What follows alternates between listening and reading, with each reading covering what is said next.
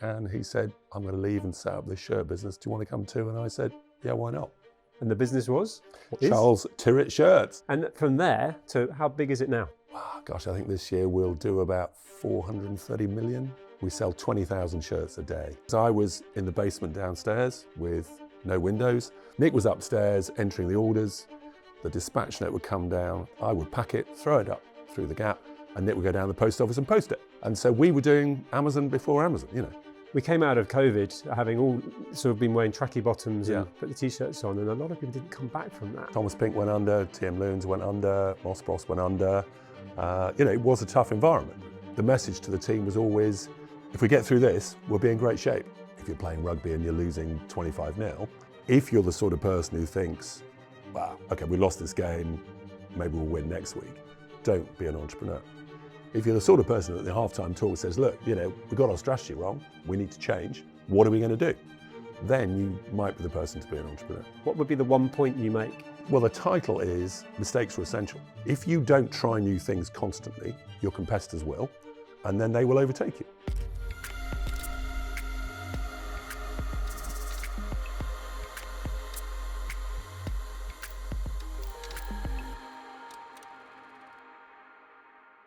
Sorry to interrupt. I've never asked this before, but if you can subscribe and follow, that will allow me to keep bringing extraordinary guests onto the show. Now let's get back to it. Looking forward to this. Tell me, who is Peter Higgins? God, who's Peter Higgins? I am a grammar school lad from Yorkshire, and one of my friends the other day, I saw him at an event and he said, we always knew you'd become an entrepreneur. And I had absolutely no idea about that, because I read classics at university and became a management consultant, and that was sort of what I was going to do. And then one day over lunch, I had a chat with a guy called Nick, and he said, I'm going to leave and set up this shirt business. Do you want to come too? And I said, yeah, why not? So that's pretty much it. Yeah, and the business was?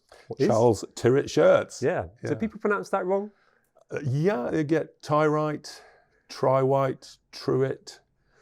Yeah, it's not the best, but it is. The Tyrwhitt family is the founder Nick's family name, and it's in the Doomsday Book. It's proper British. Proper British. Yeah, we always joke we've been making, you know, Hessian sacks in 1066 for people to wear. And the why behind Charles Tyrwhitt was to make proper quality shirts at the beginning, and that's gone a long way from there, right? Yeah, I think it was proper English shirts. I mean, we were obviously, as usual, focused on value and so on. But the one thing we did, which I don't think we would have termed it the differentiation, but what we did was I was in the basement downstairs with no windows. We literally sawed a hole in the floor, and I was down there, and we kept all the shirts there. Nick was upstairs entering the orders. The dispatch note would come out downstairs. I would pack it, throw it up through the gap, and Nick would go down to the post office and post it. And so we were doing Amazon before Amazon, you know. Yes. And for context, when was this? How long ago? This was 1990. This was a long time ago. And then if people lived in London, lived locally, I would have a little rucksack and I would deliver some on my way home, because then if they ordered in the morning, they might get it in the evening, which, you know, would have been good. Yeah. And there's proper healthy competition already. Savile Row, yeah, the British shirt maker. So how did you get market share? We really went for the discount, we went promotionally led, but it was based on customer research. We asked men, how many shirts do you buy a year? And they said 4.6 on average. So we did 5 for the price of 4. And so you got your shirt for £27.60, less than M&S, less than Jermyn Street, less than anyone else. And you might even get it the next day. But we were quite successful. Then we started running out of stock, and then that was probably our first. That's a good position to be in, though, right? Well, better that way than the other way, yeah, for sure. And from there to how big is it now? Oh, gosh, I think this year we'll do about 430 million. I think the way I think about it, and I hope I got the maths right, is we sell 20,000 shirts a day, which sounds a lot more actually than 440 million. But anyway, yeah. So and in context, that's global now, right? That is global, yeah. So we're pretty active in the States, in Europe, Australia. You know, I suppose we're very lucky, and maybe we thought about this at the start, that the quintessential English shirt is something any businessman could or should wear. So we knew we were going into an international market. we did start going international a bit too soon. That might be another big mistake, but maybe we'll come on to that. And this is bringing out the entrepreneurially, the sort of the things that go right, the things that don't go right, if you like. And it's so much more than shirts now. I'm wearing a polo shirt right now, which I have to say I love the quality. This thing's been washed countless times, and it's, whereas other brands, I find that they stretch, they shrink, they do all sorts of stuff. Well, it's good quality I'm stuff. delighted you said that. I mean, you're obviously wearing smart plugging casual, it unashamedly. Which is of course what we're always trying to do. But the way we think about it is it's sort of teaching men to dress well, primarily in a sort of work environment, but it can also be occasion wear and that sort of thing. We're not really doing people for the beach, but in that smart casual sphere, we're just helping men to buy the right thing. And that you would know that when you go to an occasion, you look okay. You don't have to feel uncomfortable. You know it's sort of the right thing to wear. You've experienced a lot of changes from 1990 to 2026. Yep. Big one for me that I'm interested in is there is an element of association of formal wear. Yeah. That would have been perhaps pre-COVID, particularly. Mm-hmm. Yeah. Smart jackets, shirts, more formal. We came out of COVID having all sort of been wearing tracky bottoms and put the t-shirts on, and a lot of people didn't come back from that. Yeah. Which of course was clearly not in any way suitable for you. How did you navigate that? It was an existential crisis for us because we produced what people wear to the office, and no one was going to the office.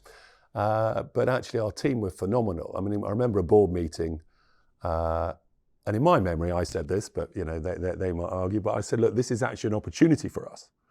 And everyone thinks, well, that's a bit mad because we're probably going to go bust. But if it's an opportunity for us because all our competitors have got the same problem. That is that stores are closing and so on. But we were primarily a direct business, and we just changed the website. The team worked ferociously hard, changed the website. So instead of having a shirt and tie, much like the one I'm wearing on the homepage, we might have a polo shirt or one of those zip tops that became the sort of jacket people wore on Zoom calls. So we sort of had the product, we just had to change it around. But our sales did plummet by about 35% in a year. So that was pretty tough. But I think the message to the team was always, if we get through this, we'll be in great shape. And actually since COVID, we've done quite well.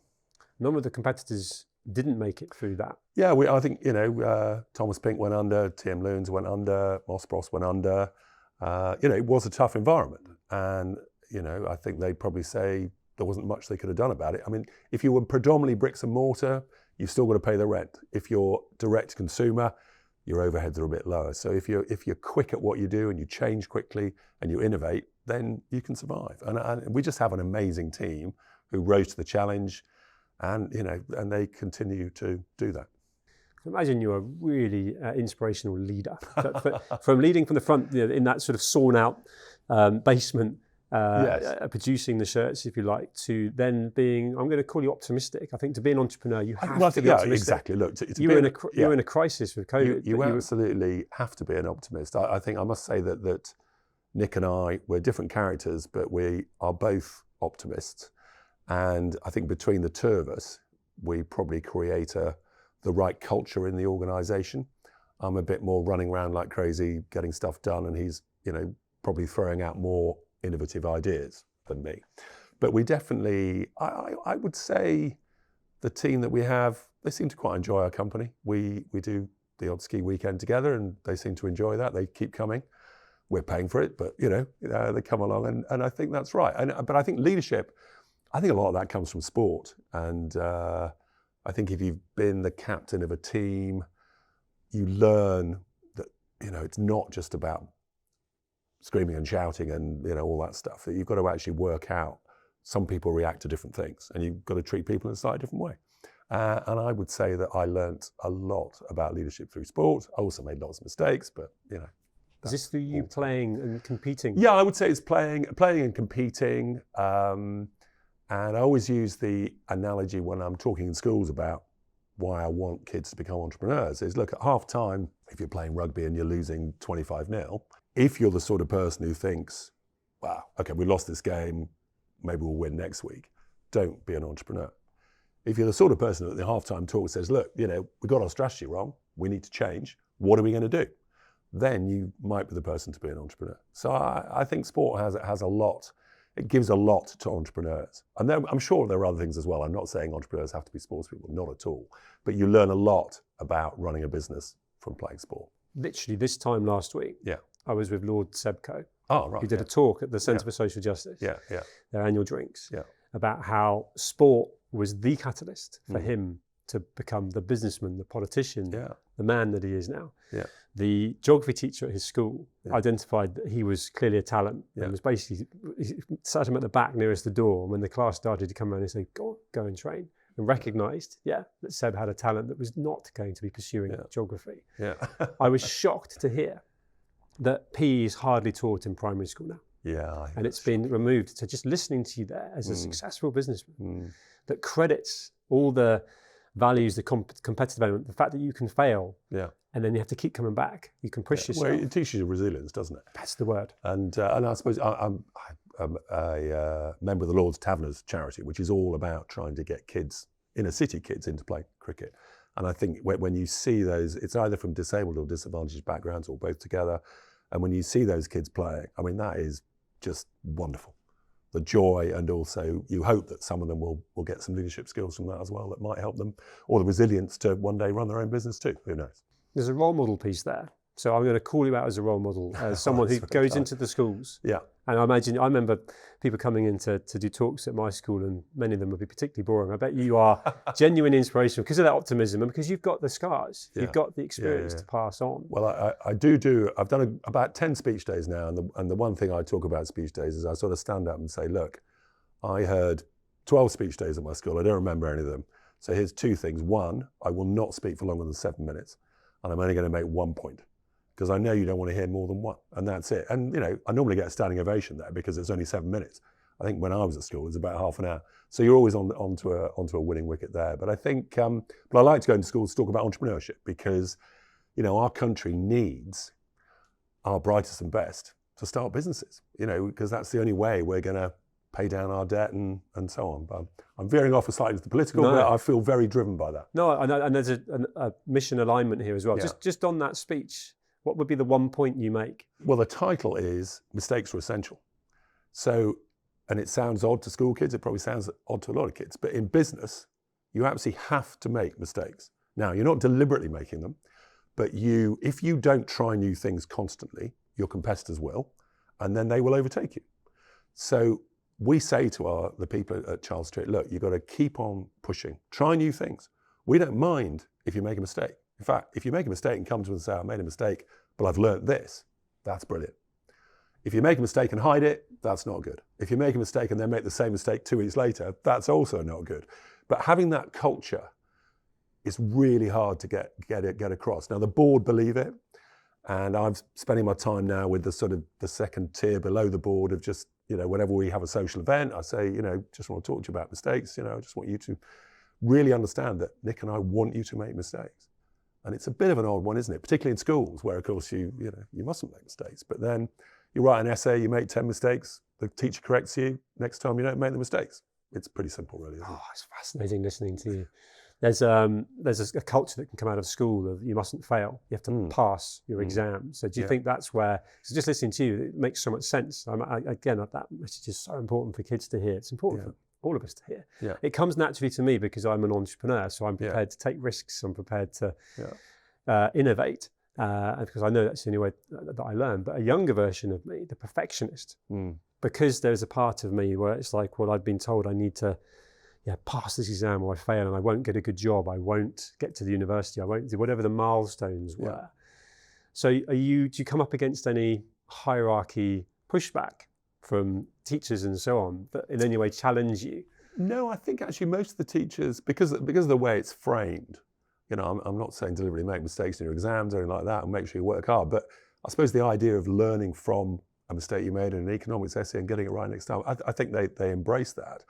The other thing about mistakes or failure, of course, is that, as we all know, you learn much, much more from the failure or the big mistake. My first year exams at Cambridge, I slightly ploughed them for lots of reasons to do with too much alcohol the day before, and I said to myself afterwards, right, well, I'm not going to do that again. I'm absolutely, and in the end, I got a pretty good degree. But you had to go through that journey. Absolutely. So no one else can do that for you. No. Right? If I'd done that for my finals, then that probably wouldn't have been great, and I would never have got a job at Bain & Company. But it's almost cliche to say this, but you can imagine in context of anyone sitting where you are now that's achieved success, they will in any one way point out the fact that they've only succeeded because they have failed. Yeah, absolutely. Sitting here now as a successful businessman and multifaceted entrepreneur, how do you define success?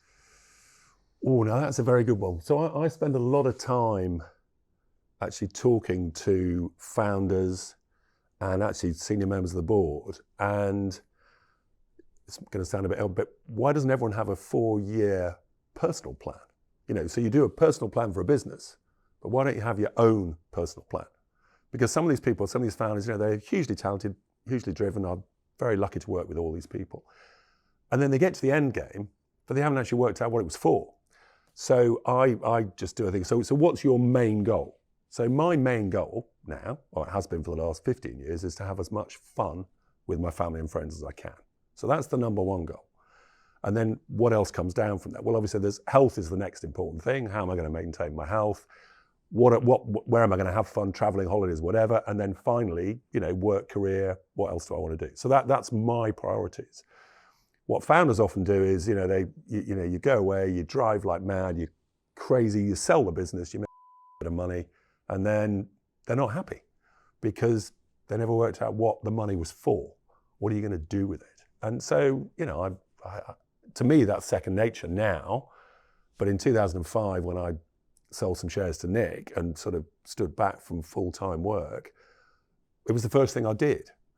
And probably the most important thing I did to make sure I didn't just, waste my life after that. Well, the hustle culture can take over, can't it? And I love that there's so much of what you just said. There's enjoying the journey because the destination, if you think it's, I want to sell the business for 100 million, we've probably both met people, and I know I've spent time with a couple of people quite recently where they had a big exit and they got depressed. You try and explain that to anyone outside, but that they've not thought it through. And they miss the journey. They incubated something, they innovated, they grafted, they had a purpose. And that was actually what got them up in the morning. Now they don't know what to do with themselves. And that's really important to share, isn't it? Whereas you had that vision, you had that in. So talk me through that, and that's a really key part of personalizing you, if you like, because you had the vision for that. Where did you get that from? Did someone that's like a role model or a mentor share that with you? No, they didn't really. I mean, I think it just, I spent 3 years actually at Bain & Company, which was a strategic consulting firm, US firm, pretty well known. And I spent a lot of my time working on strategic plans. And I thought, well, I guess that, why shouldn't I have my own one? It's fairly, I suppose looking back, that appears fairly obvious, but actually when you mention it to founders or other board members, they haven't really thought about it too.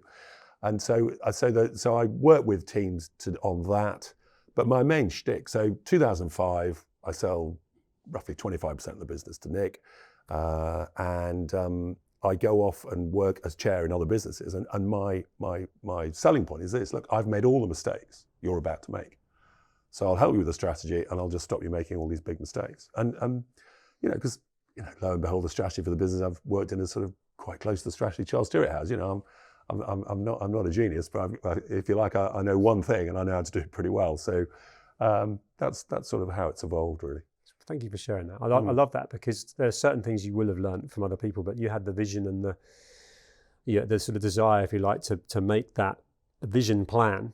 And then execute it. And you, without any arrogance at all, you look really content. We're all striving to be happy, right? But you look like a very happy person who enjoys life. Don't strive too hard to be happy. Just, but it's difficult. My family would say, we talked about this briefly at the start, that, to be successful, to run a business and beat the competition, that's stressful and it's hard work. And you need high energy, you get tired. What it means is that when you step back from that, it's quite hard then to, bring yourself down to a level where you're not constantly thinking about things. And, one of the things someone suggested to me, which actually, I do meditation. I'm not very good at it. I've been doing it for about 10 years, but I do find that does help me go down a bit from that high octane, high energy driven level of trying to make a business successful.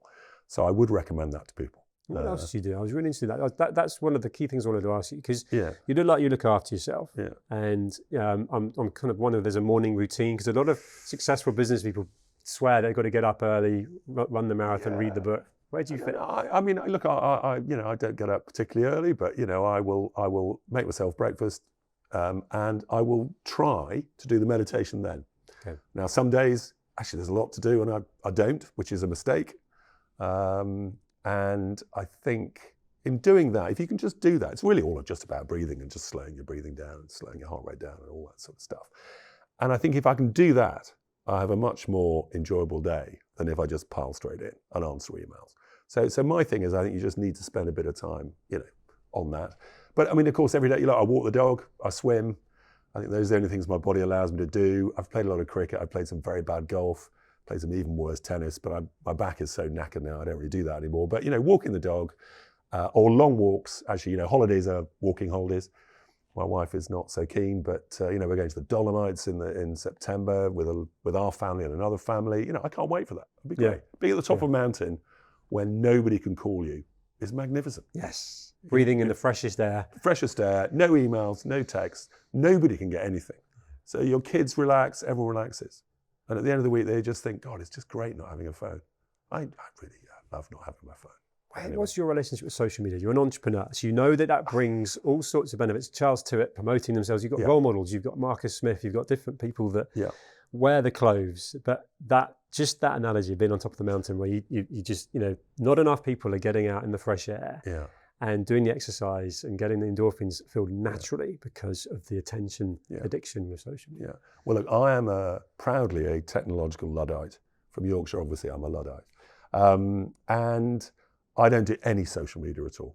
I mean, I sort of understand it, and, I get it. And I do, every now and again, I will look at, something that Joe Root has posted. Someone will show it me. And it is amazing. My kids show it to me. Sure. And Joe is utterly brilliant. Stuart Broad is very good. Marcus Smith is amazing. Matt Dawson is also superb at all these things. They're really good at it. Social media is not for me. I'm too old. I just like talking to people. And I always say to my kids, they're going out with friends in the evening, and I don't know what time they're meeting. I say, well, why don't you call them?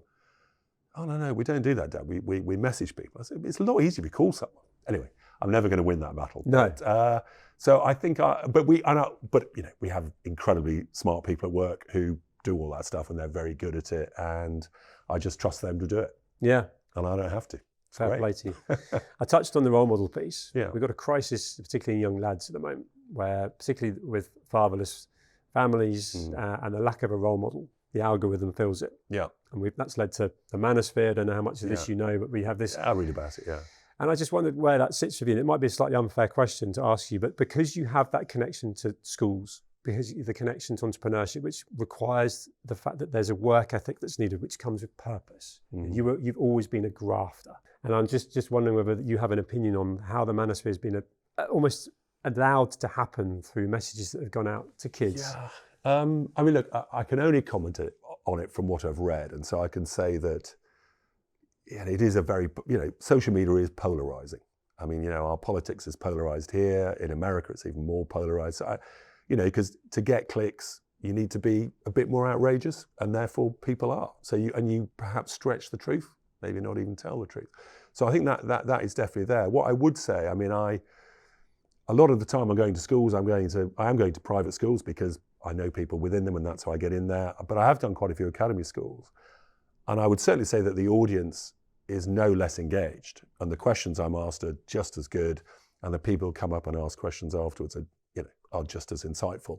So I think it is there, but I just think social media, I do hope we ban it. Probably too late for quite a few generations, but I do think it should be banned for those under 16. You're gonna have to be pretty clever to ban it, because they're pretty clever at getting their own VPN and getting around it and all that stuff. But it's a difficult one. It's a very difficult one. I want to go back to Charles Tyrwhitt and that kind of innovating, especially the innovation that you survived COVID. Yeah. Retail has changed a huge amount as well. How we buy things, how we find out about things. Yeah. And although there's a really big range of clothing now, the fundamental starting point of shirts, if you like. How do you innovate? You can do certain different weaves, you can do different materials. Well, yeah, absolutely. Look, there's different weaves, there's different colours, there's different patterns, and linen shirts, for example, cotton linen. Doing different fabrics. The polo shirt you're wearing is in a slightly different fabric from a normal piqué polo shirt. So we're doing all those things, and trying to create excitement. But just to take an example, certainly in the States, if someone goes into the shop and buys 6 shirts, 3 or 4 of them will be white or blue, and he's only buying a couple of fun ones anyway. So we men, we're a bit. I mean, look, I'm in blue, you're in blue. Yeah. I have a lot of blue and white shirts. We're not very exciting, are we? Thank goodness for our sales. But so it's important to innovate, because what you want, I always say, look, when you walk down Jermyn Street, you see a big poster of Joe Root or Stuart Broad or Matt Dawson or whatever, but you want something exciting in the window. You do want a lime green shirt. Now, we won't sell many, but certainly in the linen, we probably will. But someone will go in and they'll buy 6 shirts, and one will be the lime green and the rest will be white and blue. Yeah, I'm guilty of that. So important to innovate. But the overriding thing is the quality has to be absolutely the best. Now, I know lots of people say that, but we just hammer it home all the time. I wear a trial so many products, and I am brutal about it. I mean, because there's no point not being. I mean, I'll be very polite in the way I send the feedback, but I will just say, we have some chino shorts that we sell. They don't fit me like our chinos do. It drives me absolutely mad. Why is that? And they just say, I've got my backside's too big. Well, I mean, Anyway, I'm not going to be able to do anything about that, unfortunately. Yeah. But anyway, so quality is the most important thing. We do innovate, but luckily, I mean, men have become a bit more interesting. I mean, the Americans never even bought any shirt that wasn't white or blue, but they're now, they're broadening out a bit into a bit more colour. And how much of that is because that ambassador, if you like, that you're doing that in the States as well? Because we do. Yeah. That's where, although it's not necessarily all to do with social media, because there's always been ambassadors. The tennis player walking out Wimbledon would have Lacoste on or what have you. But that's working well for you now, right? People are seeing what they like. Yeah, so I think we have Anthony Volpe, well-known baseball player out in the States. The minute he signed up with us, suddenly his record became much worse. But he's now back. He's sort of had a bit of a dip, the Charles Tyrwhitt dip, but he got better. I think it's very hard for us. So most of what we do, when you're direct to consumer, when you place an ad, you put something on Meta or whatever it is, you know what the response is. You know how much money you're making or how much you're losing. When you employ someone like Joe Root, it's very hard to measure your success. I mean, there are ways of doing it, but way beyond my brain power. But we can just tell that our brand awareness has just skyrocketed, and that's got to be good for the business. I think one of the things we do that we would never have done is we would do a tube takeover. So if you go to Bank Tube every now and again, we will take over every single hoarding in the tube. I have seen that. And I happened across it once, and I was just blown away. I thought, God, this is pretty amazing. Yeah. And we have 5 or 6 stores within half a mile radius, and we see the sales uplift. So we sort of know that works. So we sort of know that works. We know that works. But it is quite an amazing thing. And a friend of mine went to see Bruce Springsteen in New York at Madison Square Gardens, and he sent me a picture. And there was a great big digital display on Madison Square Gardens of Charles Tyrwhitt. And I thought, wow, Bruce Springsteen, Charles Tyrwhitt. I mean, cool. Fantastic. Just need to AI the clothes onto him. Well, absolutely, yeah. He doesn't look like a Charles Tyrwhitt customer, but he's a great performer. I want to close out on entrepreneurship because I know how that's such a passion of yours, and that's a big connection for us. The experience you've got, the perspective you've got, and the desire to help the younger generation going into the schools and so on. What advice would you give from the learnings of you now? Yeah. Well, I think the first thing just to say is our country needs entrepreneurs. The only way we're going to get growth back into the economy is by starting businesses. That's it. And there is no other way of doing it really, or growing businesses. And I think very roughly, you can look on the internet, you get different numbers, but very roughly 3 or 4% of UK graduates will become entrepreneurs. In America, it's kind of 9 to 12. So let's say there are 3 times as many of them. And I think that's cultural in a way. I think Americans don't fear failure very much, or it's okay to fail and go again. Whereas here, we're still a bit conservative. We're worried about failing. And so it's going into school and getting across that thing about, look, failure is okay. Mistakes are okay. You just have a go. but just make sure that whatever your idea is fully differentiated. And the one thing I must just say to you, which I say to them, is look, you don't, when you start a new business, have to have come up with a brand new product. Not many people do that because it's very hard to do. You just need to think of a way of doing something differently. So one example I give is, look, people have been hailing taxis for 150 years, and then along comes an app to hail a taxi.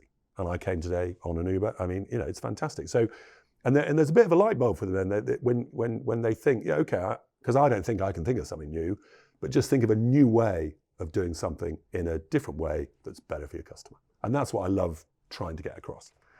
And I definitely get way more questions now than I did 12 or 15 years ago when I started. There's more people coming up afterwards wanting to discuss it more. And actually at Wickham Abbey, they have a management conference, and I do a 1-hour lecture, and then we just do an hour drinks, and I just bombarded for an hour. The boys' school are there as well, and it's non-stop. And they're much more, I think clearly the young are thinking more about maybe starting their own business. Yeah, there's a concern there, isn't there? There's the AI taking jobs, the high levels of unemployment, and the fact that there's no guarantee at all to go to university to get a degree, to get a job. Yeah. So actually that curiosity piece, leaning in early. And I think the other thing on that is also that, again, when I started 15 years ago, people would say, what should I read at university? And I would just say, just read what you want to read. But now I am saying, I would try and think of something a bit more technical, a bit more vocational. You don't have to do highfalutin art subjects. Think of something a bit more technical that would lead to a job in the end. Yeah. Maybe not as enjoyable, but might be better in the long run. Talking enjoyable, I have so enjoyed this conversation. Well, I said to you earlier in this conversation, but fair play to you for going into the schools and giving pearls of wisdom from lived experience, but also doing it in a way that is enjoyable. Because that's the inspirational bit. You're living that through a big smile on your face, where you've been able to be successful, but you're living a life that you're enjoying at the same time. So huge thanks to you for making time to come and talk to me today. Hope you've enjoyed it. I have, very much. Always, who doesn't like talking about themselves? Well, you're super interesting to talk to. Yeah, Peter, thanks, thank you. That's great. Thank you.